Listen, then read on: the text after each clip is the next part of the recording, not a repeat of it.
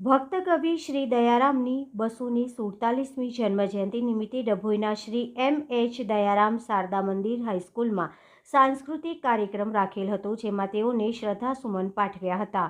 મૂળ ડભોઈ તાલુકાના ચાંદોદ જન્મભૂમિ અને ડભોઈ દર્ભાવતીના ભાણેજ અને કૃષ્ણ ભગવાનના ભક્ત અને સમગ્ર ગુજરાતમાં ગરબી તેમજ પદોથી અને કૃષ્ણ ભગવાનની ભક્તિથી પ્રખ્યાત થયેલા કવિ દયારામ શ્રીની 247મી જન્મજયંતિ નિમિત્તે ડભોઈના દયારામ હાઈસ્કૂલ ખાતે તેઓની યાદમાં સંસ્થાના પ્રમુખ શ્રી દીપકભાઈ ભોઈલાલ અને શાળાના આચાર્ય શ્રી સુનિલભાઈ રાઠવા, યોગેશભાઈ પટેલ, અનિલભાઈ ચાવડા, લાલજીભાઈ ચૌધરી, જયશ્રીબેન ગજ્જર, આશાબેન કાપડિયા, વૈષ્ણવીબેન શુક્લ અને શિક્ષકો દ્વારા સાંસ્કૃતિક કાર્યક્રમ રાખેલ હતો, જેમાં બાળકોએ સુંદર રીતે ગરબીના પદોને નૃત્ય રૂપે રજૂ કર્યું.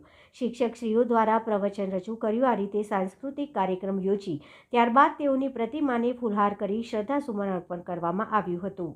આજરોજ ભાદરવા સુદ 11 ભક્ત કવિ શ્રી દયારામભાઈની 247મી જન્મજયંતિ નિમિત્તે આજે સવારે દયારામ ભક્ત કવિ દયારામની પ્રતિમાને ફૂલહાર કરી ત્યારબાદ શ્રી દયારામ કેળવણી મંડળ સંચાલિત દયારામ શૈક્ષણિક સંકુલમાં આજરોજ ગરબી, પદ, ભજનો વગેરે કાર્યક્રમ રાખી વિદ્યાર્થી, વાલી, શાળાના શિક્ષકો તેમજ મંડળના પ્રતિનિધિ તરીકે શ્રી દીપકભાઈજી ભોવલાએ પણ હાજર રહી કાર્યક્રમમાં વિદ્યાર્થીનીઓ દ્વારા જે પદ ગરબી રજૂ કરવામાં આવી એમાં ખૂબ ઉત્સાહભેર વિદ્યાર્થીઓએ આ કાર્યક્રમને સફળ બનાવ્યો.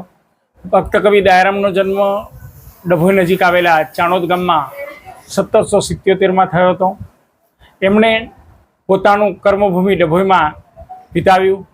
ત્યારબાદ તેમના પિતા પ્રભુરામ પંડ્યા, માતા રાજકોરબાઈ અને જેમને ગુરુ મળ્યા હતા ઈચ્છારામભાઈ ભટ્ટ, એમને પોતાના જીવનમાં ઘણું બધું મહત્ત્વ આપી આજીવન એ અપરિણિત રહ્યા અને વૈષ્ણવ સંપ્રદાયો સાથે રહી અને ગરબી, ભજન, પદના વિવિધ કાર્યક્રમો અને જીવનમાં ઘણી બધી કૃતિઓ લખી એમણે પુસ્તકો પણ અર્પણ કર્યા.